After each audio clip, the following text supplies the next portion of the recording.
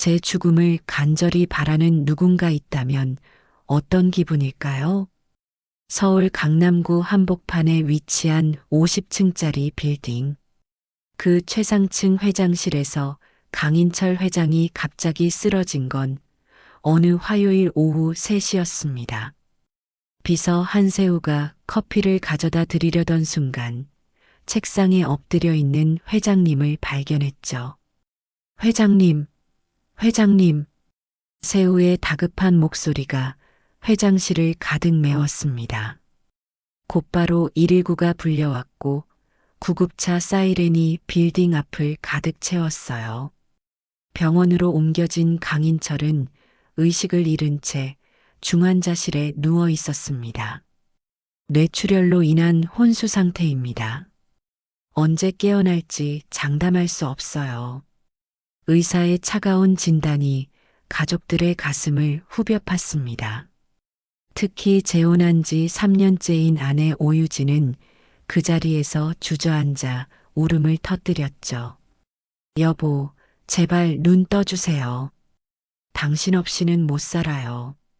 유진의 절규가 중환자실 복도에 메아리 쳤습니다.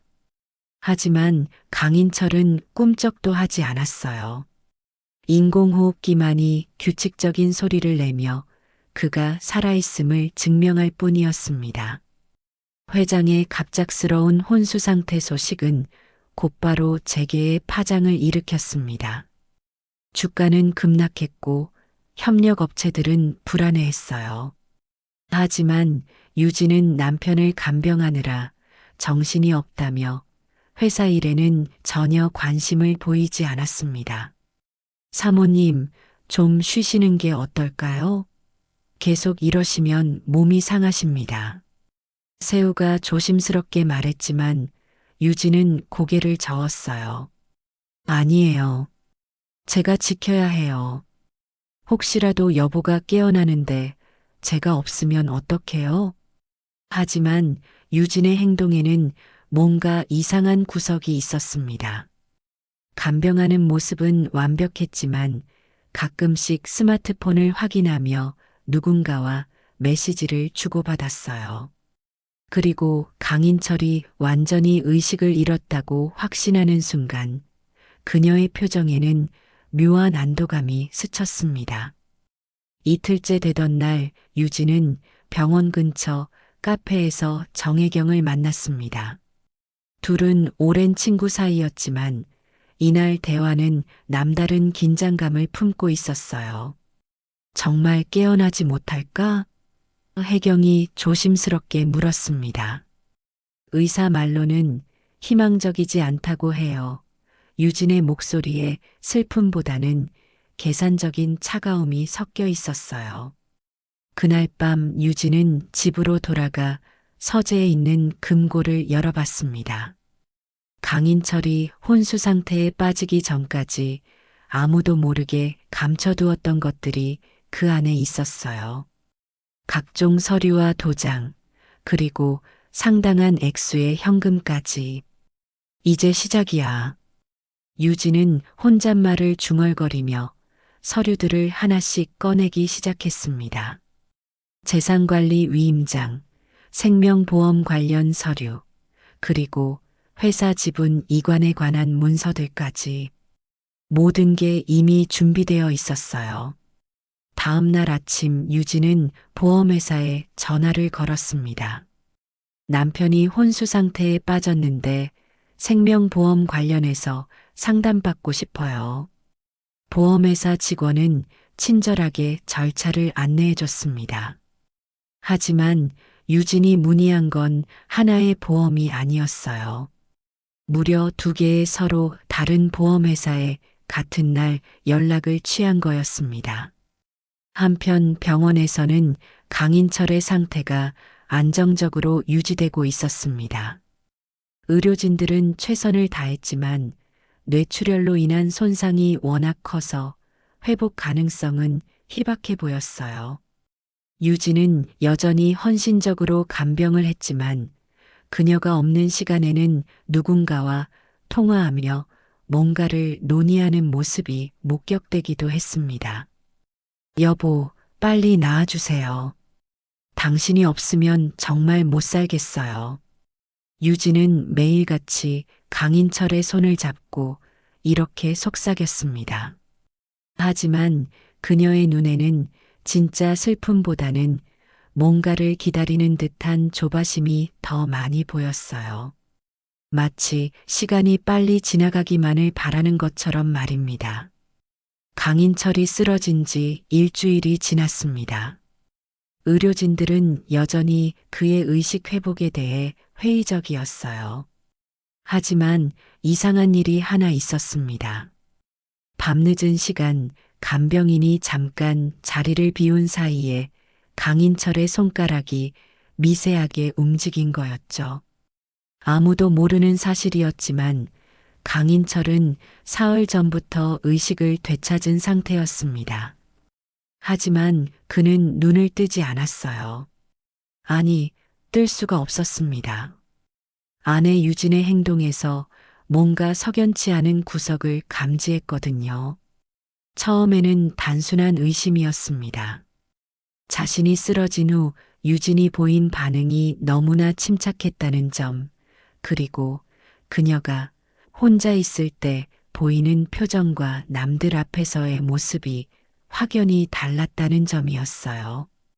강인철은 평생을 사업가로 살아오면서 사람의 본성을 꿰뚫어 보는 능력을 기르게 되었습니다. 그리고 지금 그 직감이 강하게 경고하고 있었어요. 뭔가 잘못되었다고. 세우야, 내 말 들리나? 어느 날 밤 강인철은 아무도 없는 중환자실에서 조심스럽게 입을 열었습니다. 다행히 비서 한세우가 야간 간병을 자청해서 그 자리에 있었어요. 회장님? 회장님 깨어나셨나요? 세우는 깜짝 놀라며 다가왔습니다. 하지만 강인철은 손으로 조용히 하라는 신호를 보냈어요. 아직 아무한테도 말하면 안 돼. 특히 유진한테는 절대로. 무슨 말씀이신지, 내가 의심하는 게 맞는지 확인해야 해. 내가 도와줘야 한다. 강인철은 세우에게 자신의 의심을 털어놓았습니다. 유진의 행동이 어딘가 부자연스럽다는 것, 그리고 자신이 혼수 상태에 빠진 후 그녀가 보인 반응들이 너무나 계산적이었다는 점을 말이에요. 회장님 말씀이 맞다면 정말 끔찍한 일이네요. 세우도 평소 유진의 행동에서 느꼈던 위화감을 털어놓았습니다. 회장이 쓰러진 후 그녀가 보험회사에 연락을 취했다는 것, 그리고 밤늦게 누군가와 통화하는 모습이 자주 목격되었다는 것까지. 내일부터 모든 걸 기록해줘. 유진의 행동, 통화 내용, 만나는 사람들까지 전부. 강인철의 지시에 따라 세우는 은밀한 감시를 시작했습니다. 다행히 강인철의 권한으로 회사 보안팀의 도움을 받을 수 있었어요. 물론 극비리에 진행되는 일이었습니다. 이틀 후 첫 번째 충격적인 사실이 드러났습니다. 유진이 무려 2개의 서로 다른 보험회사에 생명보험 관련 상담을 받았다는 거였어요. 더욱 놀라운 건 그녀가 강인철의 도장을 이용해 몇 가지 서류의 사인을 위조했다는 사실이었습니다. 이건 명백한 문서 위조야. 세우가 증거 사진들을 보여주자 강인철의 얼굴이 굳어졌습니다. 자신이 혼수 상태에 빠진 지 불과 열흘 만에 아내가 이런 일을 저질렀다는 게 믿어지지 않았어요. 하지만 더 큰 충격은 따로 있었습니다. 유진이 평소 친하게 지내던 정혜경과 만나 나눈 대화가 녹음되었거든요. 인철이 정말 깨어나지 못할까? 의사 말로는 뇌사 판정까지 갈 수도 있다고 해. 그럼 이제 곧 자유로워지는 거네? 응. 그동안 참고 살았잖아. 이제 진짜 내 인생을 살 수 있을 것 같아. 두 여자의 대화를 들은 강인철은 온몸이 떨렸습니다. 자신을 진심으로 사랑한다고 믿었던 아내가 실제로는 자신의 죽음을 기다리고 있었던 거예요. 회장님, 괜찮으세요? 세우가 걱정스럽게 물었지만 강인철은 대답할 수 없었습니다. 40년간 사업을 하면서 수많은 배신을 당해봤지만 이번만큼 가슴이 아픈 적은 없었어요. 계속 지켜봐. 유진이 다음에 뭘 할지 모르겠어. 강인철은 이제 완전히 확신했습니다. 아내 유진이 자신의 죽음을 바라고 있다는 것, 그리고 그녀가 뭔가 큰 계획을 세우고 있다는 것을 말이에요. 다음 날 유진은 다시 한번 정혜경을 만났습니다. 이번에는 더욱 구체적인 이야기가 오갔어요. 보험금이 얼마나 될 것 같아? 최소 20억은 될 거야. 회사 지분까지 정리하면 더 많아질 수도 있고, 그럼 우리 계획대로 진행하자. 알았어. 내가 먼저 준비할게. 강인철은 이 모든 대화를 듣고 있었습니다. 그리고 마침내 깨달았어요. 유진이 단순히 자신의 죽음을 기다리는 게 아니라 적극적으로 그 과정을 앞당기려 한다는 것을 말입니다. 유진이 강인철의 혼수 상태를 이용해 본격적인 행동에 나선 건 사고가 일어난 지 2주일이 지나서였습니다. 그녀는 마치 슬픔에 잠긴 아내를 연기하면서도 뒤에서는 치밀하게 계획을 실행에 옮기고 있었어요. 혜경아, 오늘 시간 있어? 중요한 얘기가 있어. 유진은 정혜경을 강남의 고급 카페로 불러냈습니다. 평소 같으면 조용한 동네 카페를 택했겠지만 이날은 사람들이 많은 곳을 일부러 선택했어요. 혹시라도 누군가 도청하고 있을 가능성을 염두에 둔 거였습니다. 어떻게 됐어? 혜경이 조심스럽게 물었습니다. 두 사람은 마주 앉아 커피를 마시며 자연스럽게 대화를 나누는 척했지만 실제로는 매우 민감한 주제를 다루고 있었어요. 금고는 이미 열었어. 도장도 찾았고 중요한 서류들은 다 확보했지. 유진의 목소리에는 더 이상 슬픔이 없었습니다. 오히려 뭔가를 성취한 듯한 만족감이 묻어났어요. 보험회사에서는 뭐라고 해? 절차가 좀 복잡하긴 하지만 뇌사 판정이 나면 바로 처리할 수 있다고 해. 문제는 시간이야. 유진은 주변을 살핀 후 목소리를 더욱 낮췄습니다. 의사들이 아직 희망을 놓지 말라고 해. 하지만 내가 보기엔 이미 끝난 것 같아. 호흡기 없으면 못 살잖아. 두 여자의 대화는 점점 더 구체적이 되었습니다. 혜경이 미리 준비해둔 해외 계좌 정보부터 시작해서 보험금을 받은 후에 자금 이동 계획까지 상당히 치밀했어요. 그런데 태영이는 어떻게 할 거야? 혜경이 강인철의 장남 태영에 대해 물었습니다. 태영은 평소 아버지와 사이가 좋지 않았지만 그렇다고 해서 유진의 편은 아니었거든요. 걔는 원래 아버지랑 사이가 안 좋았잖아. 내가 잘 구슬리면 별 문제 없을 거야. 하지만 유진의 예상과 달리 태영은 이미 뭔가 이상함을 감지하고 있었습니다. 아버지가 쓰러진 후 계모의 행동을 관찰해 보니 여러 가지 의문점이 생겼거든요. 평소 태영은 아버지의 재혼을 달가워하지 않았습니다. 어머니가 돌아가신 지 겨우 1년 만에 유진과 결혼한 것도 마음에 들지 않았고 유진이 아버지의 재산에만 관심이 있는 것 같다는 느낌도 받았어요. 이상해.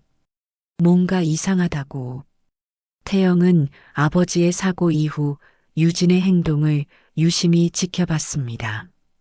슬픔에 잠긴 척하면서도 밤늦게 전화 통화를 하는 모습, 그리고 며칠 전부터 자주 외출하는 패턴까지 모든 게 부자연스러웠어요. 특히 태영의 의심을 키운 건 유진이 아버지의 서재에 자주 들어가는 모습이었습니다. 평소 같으면 아버지 허락 없이는 절대 들어가지 않던 곳인데 혼수 상태가 된 후로는 거의 매일 드나들고 있었거든요. 뭘 찾고 있는 거지?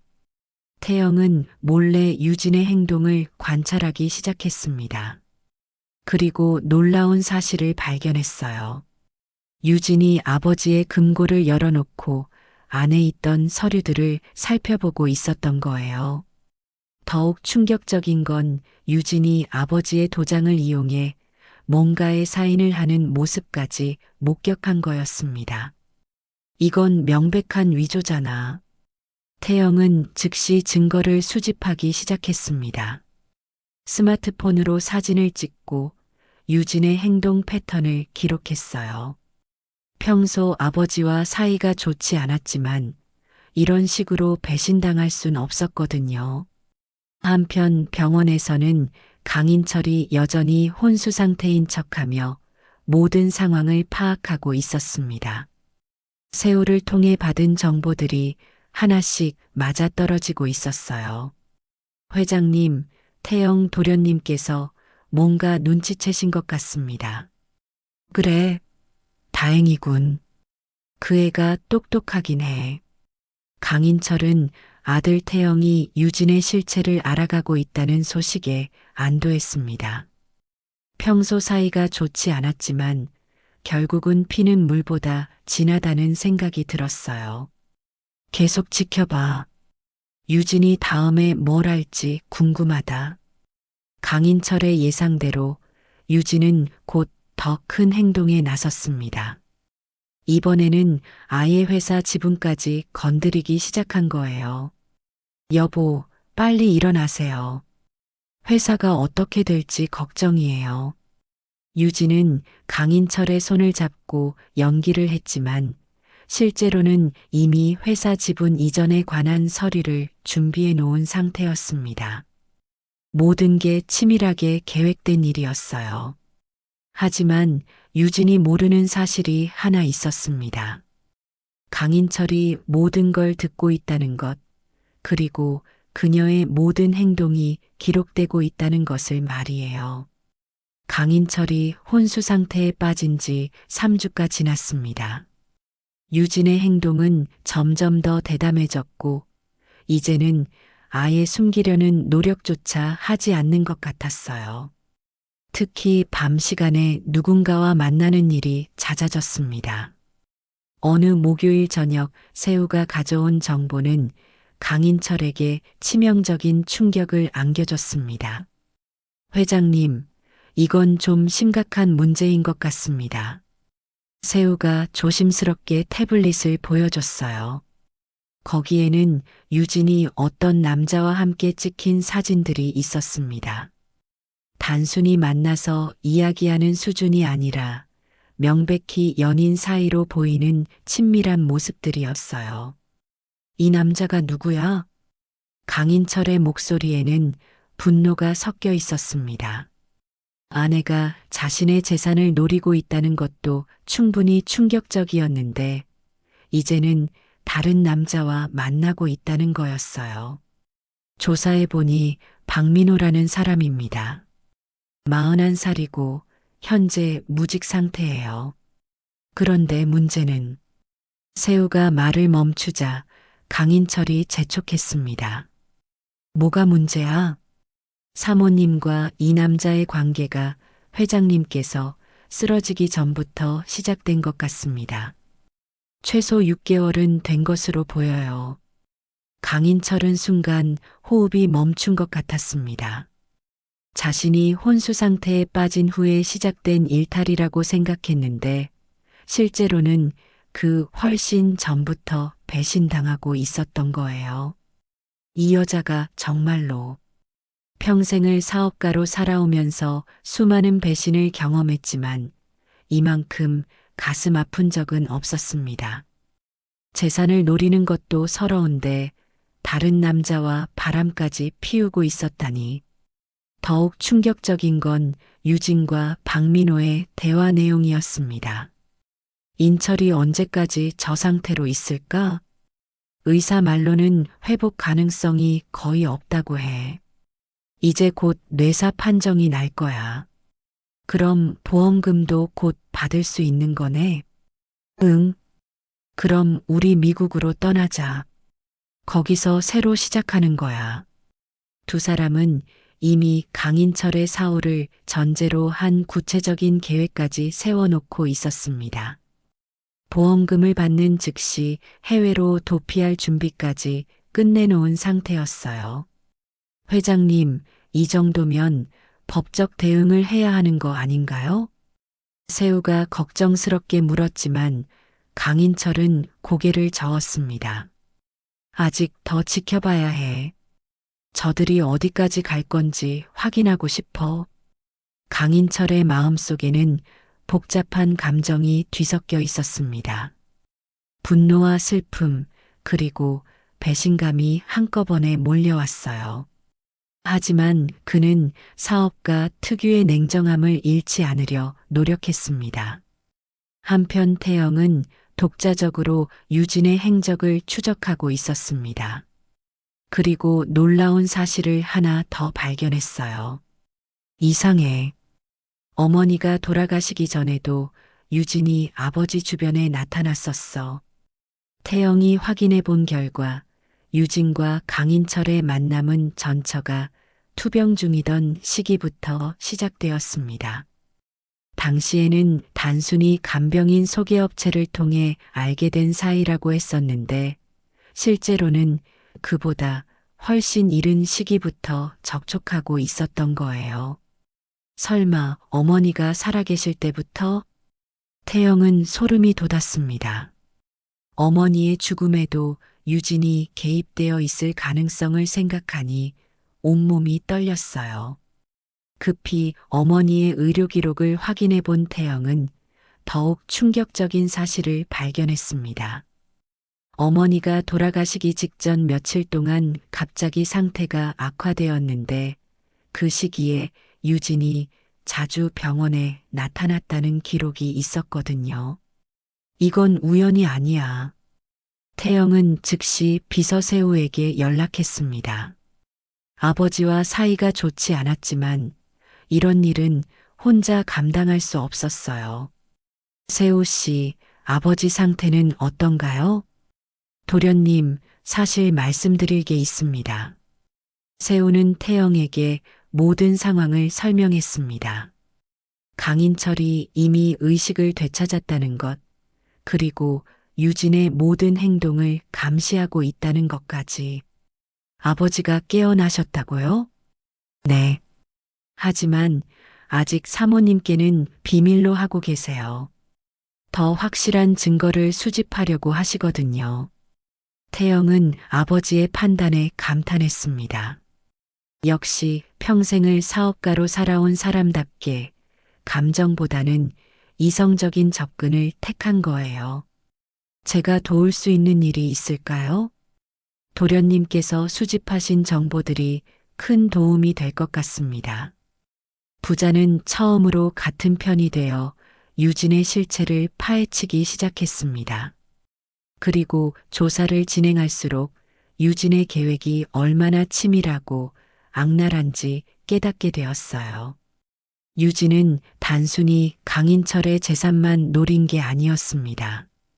처음부터 그의 전처 제거까지 계획했던 것 같았어요. 모든 게 하나의 큰 그림 안에서 진행된 일이었습니다.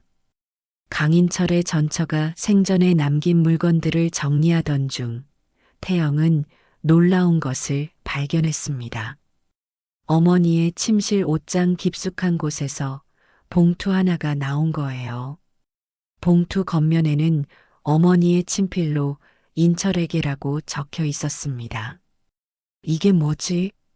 태영이 조심스럽게 봉투를 열어보니 안에는 편지와 함께 작은 녹음기가 들어 있었어요.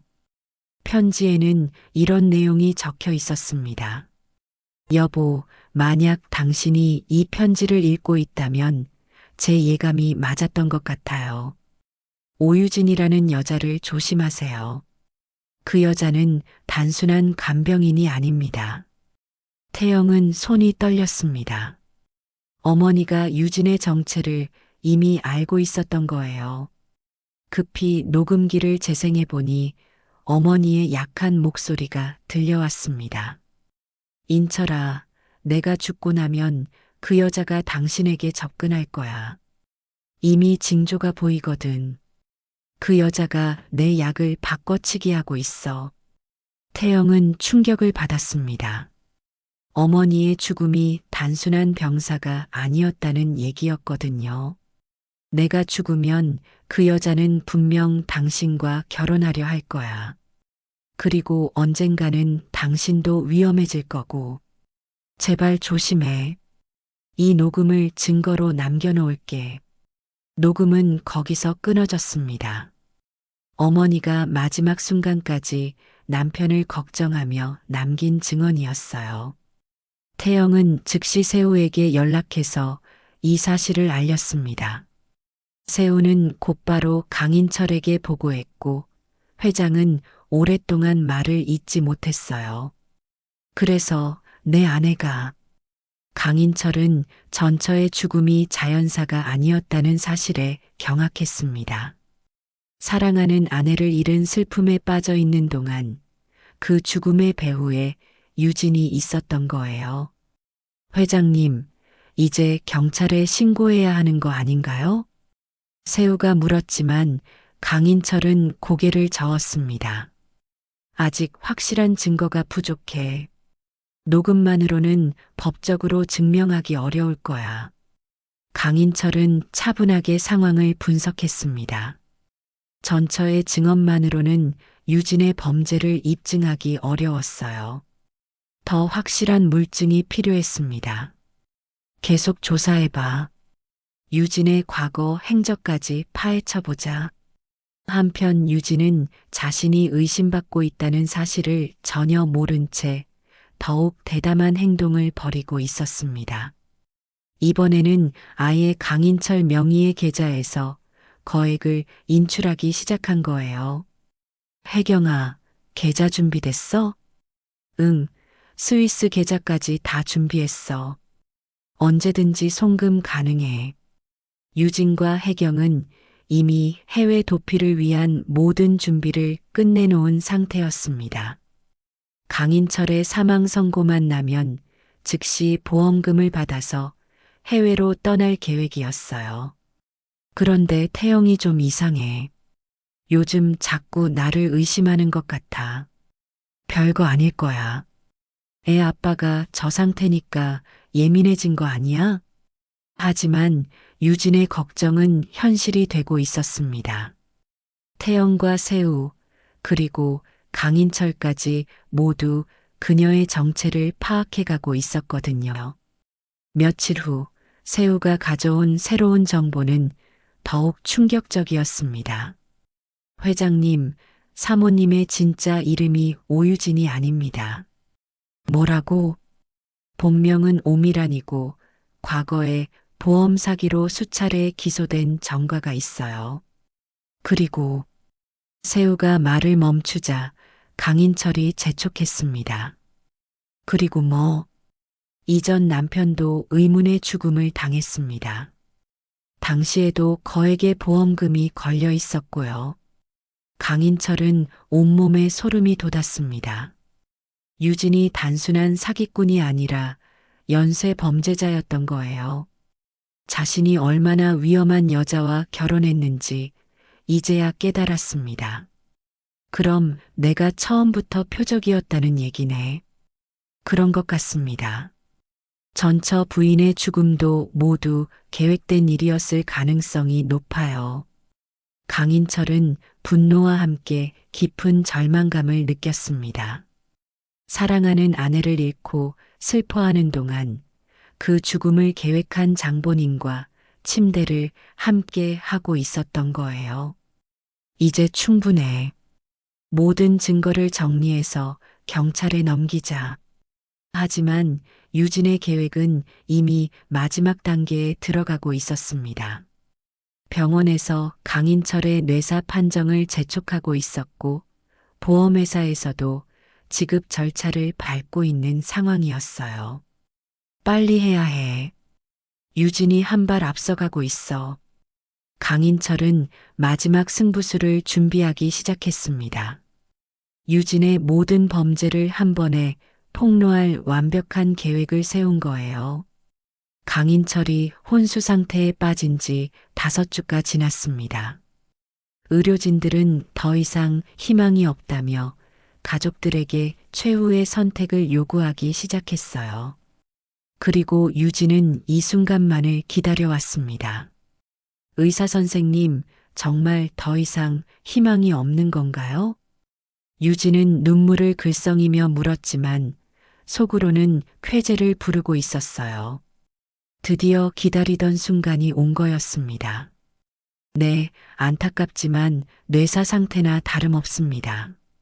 생명 유지 장치를 제거하는 것도 고려해 보셔야 할 것 같습니다. 의사의 말에 유진은 잠시 고민하는 척했지만 이미 결정은 내려진 상태였어요.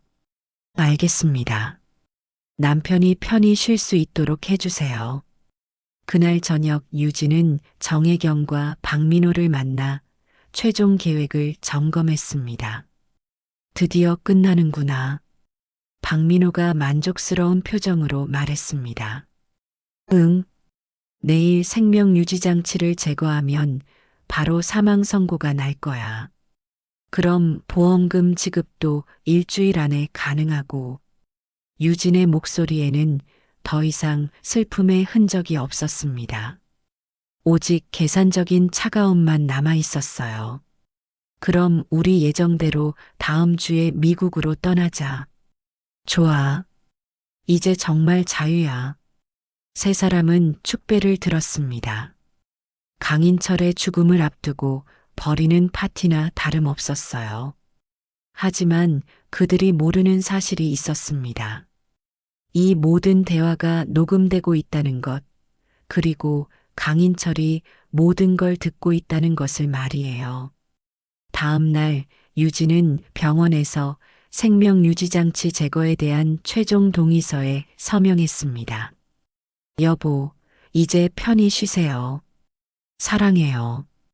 유진은 강인철의 손을 잡고 마지막 연기를 했습니다. 하지만 그 순간 강인철의 손가락이 미세하게 움직이는 것을 느꼈어요. 이상해. 유진이 당황하고 있는 사이 의료진들이 생명유지장치를 제거하기 위해 중환자실로 들어왔습니다. 잠깐요. 그때 갑자기 태영이 나타났습니다. 아직 아버지를 포기할 순 없어요. 다른 병원으로 옮기고 싶습니다. 무슨 소리야? 의사가 희망이 없다고 했잖아. 유진이 당황해서 반박했지만 태영은 단호했습니다. 제가 아버지의 친아들이에요. 제 의견도 들어보셔야죠. 병실은 순식간에 혼란에 빠졌습니다.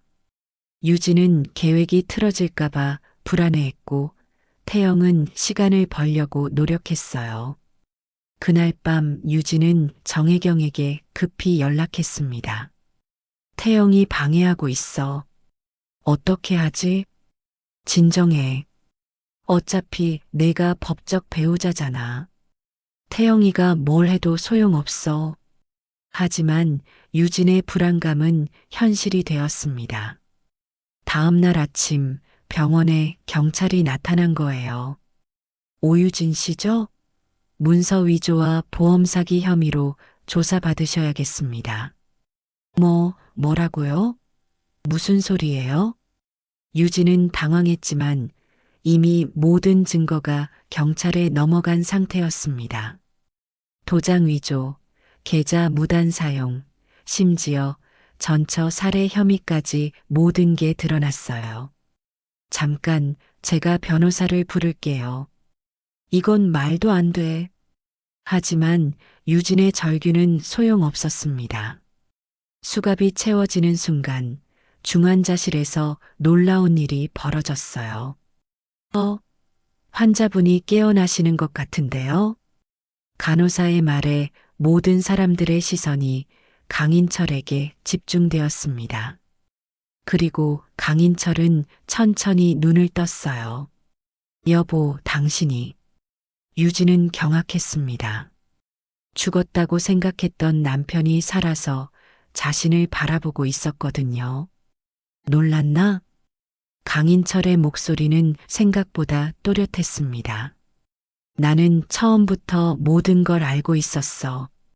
내가 뭘 계획하는지, 누구와 만나는지, 뭘 생각하는지 전부 다. 유진의 얼굴이 새하얘졌습니다. 완벽하다고 생각했던 계획이 모두 무너지는 순간이었어요. 그럼 지금까지. 응, 나는 내가 어디까지 갈 건지 지켜보고 싶었어. 그리고 이제 확인했지.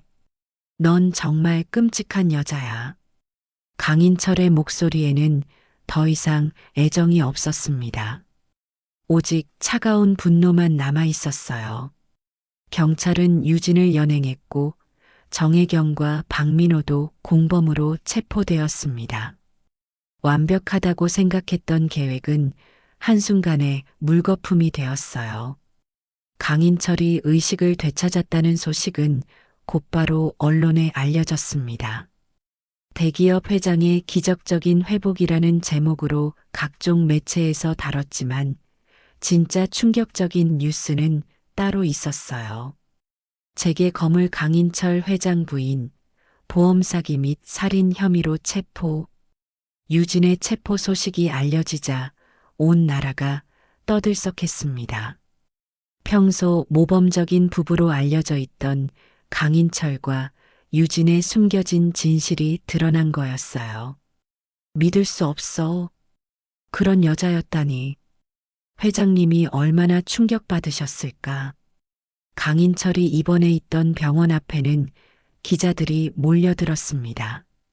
하지만 강인철은 면회를 일절 거부했어요. 아직 상황을 정리할 시간이 필요했거든요. 아버지, 괜찮으세요? 태영이 조심스럽게 물었습니다. 평소 사이가 좋지 않았지만 이번 일을 겪으면서 부자 관계에 변화가 생겼어요. 고마워, 태영아. 내가 아니었다면 정말 위험할 뻔했어. 강인철은 아들에게 진심으로 감사했습니다. 태영의 날카로운 관찰력과 용기가 없었다면 유진의 계획이 성공했을지도 모르거든요. 전처 어머니의 유언장을 찾은 것도 정말 다행이었어요. 태영이 말하자 강인철의 표정이 어두워졌습니다. 그래, 내가 너무 어리석었어. 아내를 제대로 지켜주지 못했구나. 강인철은 전처의 죽음이 자연사가 아니었다는 사실에 여전히 죄책감을 느끼고 있었어요. 자신이 좀 더 주의 깊게 살펴봤다면 막을 수 있었을 일이라고 생각했거든요. 한편 경찰 조사를 받고 있던 유진은 완강히 혐의를 부인하고 있었습니다. 저는 진심으로 남편을 사랑했어요. 이 모든 게 오해입니다. 하지만 증거는 압도적이었어요. 도장 위조, 계좌 무단 사용, 보험금 사기 시도까지 모든 게 명백히 드러났거든요. 그럼 이 녹음은 뭘로 설명하시겠습니까? 검사가 유진과 정혜경의 대화를 녹음한 파일을 재생했습니다. 이제 곧 자유야. 보험금만 받으면 우리 미국으로 떠나자. 자신의 목소리가 들려오자 유진의 얼굴이 창백해졌습니다. 이건 조작된 거예요. 하지만 변명은 통하지 않았어요. 녹음뿐만 아니라 사진 증거, 금융 거래 내역까지 모든 게 확보된 상태였거든요. 며칠 후 더욱 충격적인 사실이 밝혀졌습니다. 유진의 이전 남편 역시 의문의 죽음을 당했다는 게 확인된 거예요. 이 여자는 연쇄살인범이었습니다. 수사관의 발표에 모든 사람들이 경악했습니다. 유진이 단순한 사기꾼이 아니라 목적을 위해서는 살인도 서슴지 않는 냉혹한 범죄자였던 거예요. 첫 번째 남편도 거액의 보험금이 걸려 있었고 사망 직전에 의문의 약물이 검출되었습니다. 경찰은 유진의 과거를 철저히 파헤쳤습니다. 그리고 그녀가 지난 10년간 최소 3명의 남성을 희생양으로 삼았다는 사실을 확인했어요.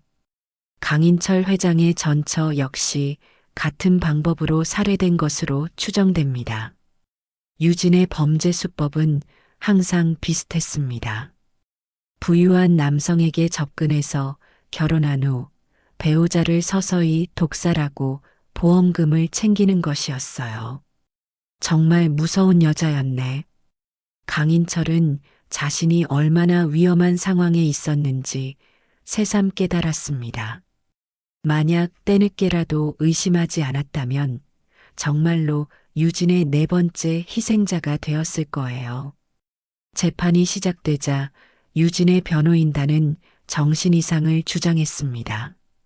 피고인은 심각한 정신질환을 앓고 있으며 범행 당시 정상적인 판단 능력이 없었습니다. 하지만 검찰은 유진의 범행이 매우 계획적이고 치밀했다는 점을 강조했어요. 피고인은 수년에 걸쳐 범행을 계획했으며 증거인멸까지 시도한 것으로 보아 정상적인 판단 능력을 가지고 있었습니다. 재판은 연일 화제가 되었습니다. 특히 강인철이 증인으로 출석해서 직접 증언하는 모습은 많은 사람들에게 깊은 인상을 남겼어요. 저는 진심으로 그 여자를 사랑했습니다. 하지만 저에게 그녀는 돈덩어리에 불과했던 것 같습니다. 강인철의 증언에 법정은 숙연해졌습니다. 한 사람의 인생이 얼마나 무참히 짓밟힐 수 있는지 보여주는 사례였거든요. 유진의 재판이 끝난 건 사건이 터진 지 6개월 후였습니다. 법원은 유진에게 무기징역을 선고했어요. 연쇄살인과 보험사기 등 여러 혐의가 인정된 결과였습니다. 피고인의 범행은 매우 계획적이고 잔혹합니다. 피해자들의 신뢰를 이용한 비인간적인 행위로 판단됩니다. 판사의 선고가 끝나자 유진은 주저앉았습니다.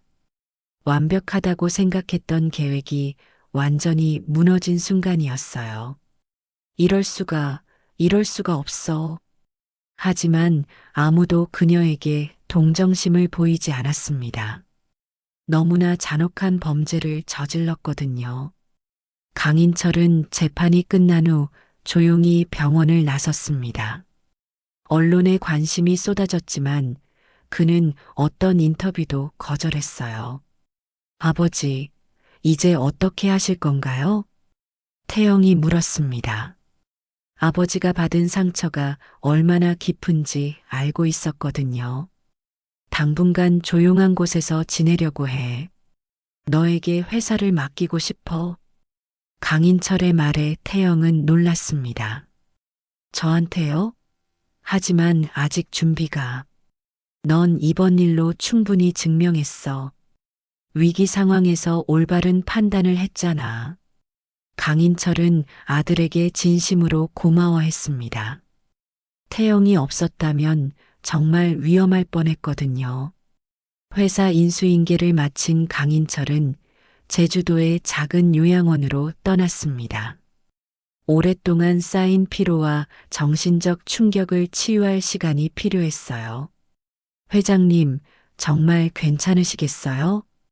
세우가 걱정스럽게 물었습니다. 강인철을 10년 넘게 모시며 그의 성격을 잘 알고 있었거든요. 괜찮아. 오히려 이제야 마음이 편해진 것 같아. 강인철은 진심이었습니다. 비록 끔찍한 배신을 당했지만 진실이 밝혀진 후로는 오히려 홀가분한 기분이었어요.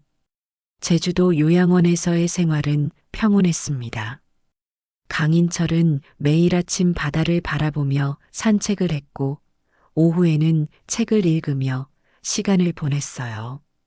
이렇게 사는 것도 나쁘지 않네. 평생을 바쁘게 살아온 강인철에게는 새로운 경험이었습니다. 아무것도 하지 않고 그저 시간이 흘러가는 대로 두는 것이 이렇게 편안할 줄 몰랐어요.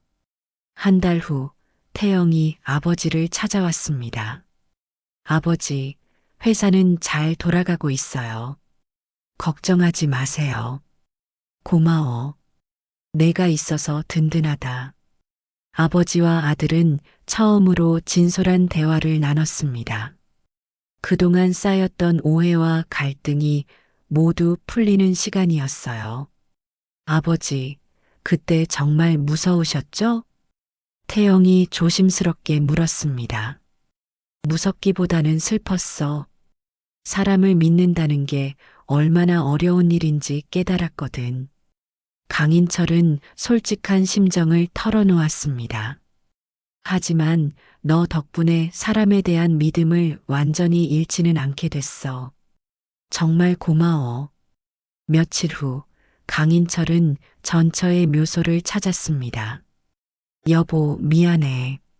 내가 그렇게 경고했는데 알아차리지 못했어. 강인철은 아내의 묘비 앞에서 오랫동안 눈물을 흘렸습니다. 늦었지만 이제라도 진실을 밝혀낼 수 있어서 다행이었어요. 이제 편히 쉬어. 그 여자는 절대 나오지 못할 거야. 그날 밤 강인철은 생전 처음으로 편안한 잠에 들었습니다. 오랫동안 짓눌러왔던 죄책감과 의심이 모두 사라진 기분이었어요. 한편 교도소에 수감된 유진은 면회객 하나 없이 외롭게 지내고 있었습니다. 그녀와 함께 범죄를 계획했던 정혜경과 박민호마저 그녀를 외면했거든요. 이럴 수가 없어. 이럴 수가. 유진은 여전히 현실을 받아들이지 못하고 있었습니다. 하지만 아무도 그녀의 편이 되어주지 않았어요. 강인철은 제주도에서 새로운 삶을 시작했습니다. 요양원에서 다른 노인들과 함께 소소한 일상을 보내며 진정한 평화를 찾아가고 있었어요. 사람은 겪어봐야 안다는 말이 맞구나.